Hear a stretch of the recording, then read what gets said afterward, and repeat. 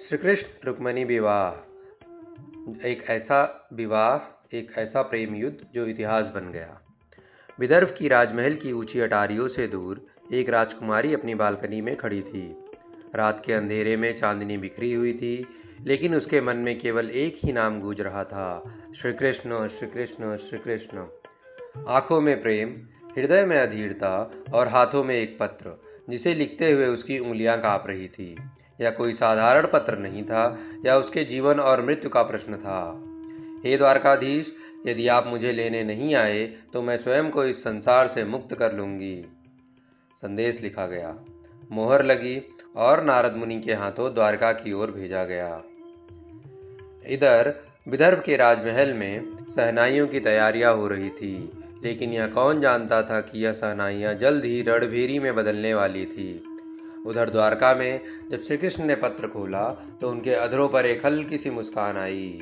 वे चुपचाप उठे, अपना रथ मंगवाया और अर्जुन के समान हुंकार भरते हुए बोले, रथ तैयार करो, एक राजकुमारी अपने स्वामी को पुकार रही है और मैं उसे लेने जा रहा हूँ। और फिर क्या, रथ के पहिए घूमे, युद्ध की आंधी उठी और प्रेम की सबसे अद्भुत कहानी लिखी जाने लगी।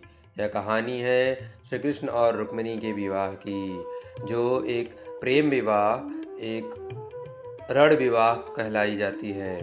विदर्भ नगरी की हवाओं में कुछ अलग सा माहौल था। राजमहल के गलियारों में शहनाइयों की गूंज थी, लेकिन राजकुमारी रुक्मिणी के हृदय में एक अजीब सा तूफान उठ रहा था। उनका विवाह शिशुपाल से तय कर दिया गया था, लेकिन वह शिशुपाल से बिल्कुल विवाह नहीं करना चाहती थी, क्योंकि उनका हृदय तो एक ही नाम जप कर रहा था, श्री कृष्ण श्री कृष्ण श्री कृष्ण। रुक्मिणी ने अपने भाई रुक्मी और पिता की इच्छा के विरुद्ध जाकर एक साहसी कदम उठाया। उन्होंने एक पत्र लिखा जिसमें उनका प्यार, उनकी व्यथा और उनका संकल्प झलक रहा था।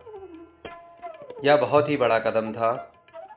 हे द्वारकाधीश, यदि आप आकर मुझे नहीं बचाते तो मैं अपना जीवन व्यर्थ कर लूँगी। यह जीवन व्यर्थ हो जाएगा। विवाह तो मैं आपसे कर ही चुकी हूँ, अब अग्नि के अतिरिक्त और कोई मेरा स्पर्श ना करे। यह बहुत ही बड़ा संदेश था। यह पत्र नारद मुनि के हाथों श्री कृष्ण तक पहुँचा। पत्र पढ़ते ही द्वारकाधीश मुस्कुराए और अर्जुन के समान अपने सारथी को आदेश दिया, रथ तैयार करो, यह प्रेम युद्ध है और मैं इसे जीतने जा रहा हूँ। यह सचमुच एक प्रेम युद्ध था। इस युद्ध में श्री कृष्ण ने सभी को परास्त किया। इधर विदर्भ में भव्य तैयारियां हो रही थी। रुक्मिणी अपनी योजना के अनुसार देवी भगवती के मंदिर में पूजा करने निकली। उनके मन में एक आशा थी, एक प्रश्न था, और उनकी प्रश्न था, क्या कृष्ण आएंगे? क्या उन्हें मेरा पत्र मिला होगा? और तभी धूल भरी आंधी के साथ एक रथ मंदिर के द्वार पर आकर रुका। उसमें से उतरे नीलवर्ण कमल नयन चंद्रमुखी श्री कृष्ण। रुक्मिणी उन्हें देखकर मंत्रमुग्ध हो गई। एक क्षण भी गवाए बिना वे रुक्मिणी का हाथ थामकर अपने रथ में बिठा चुके थे। चारों ओर हाहाकार मच गया।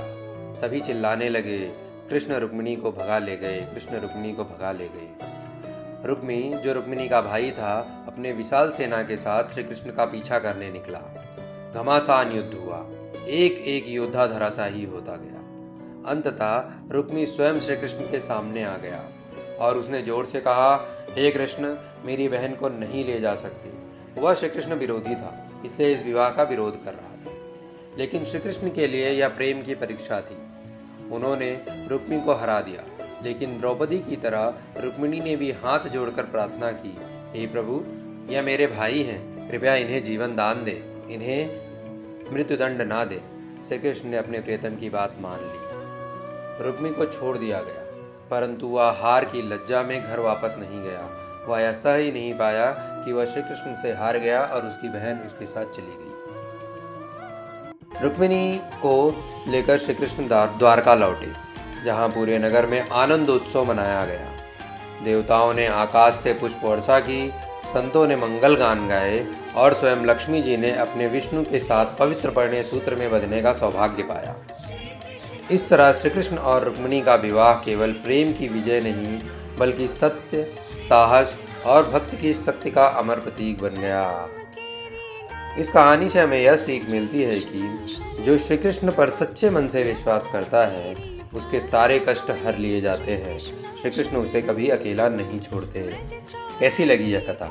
अगर पसंद आई हो तो यह दिव्य प्रेम गाथा दूसरों को भी सुनाइए।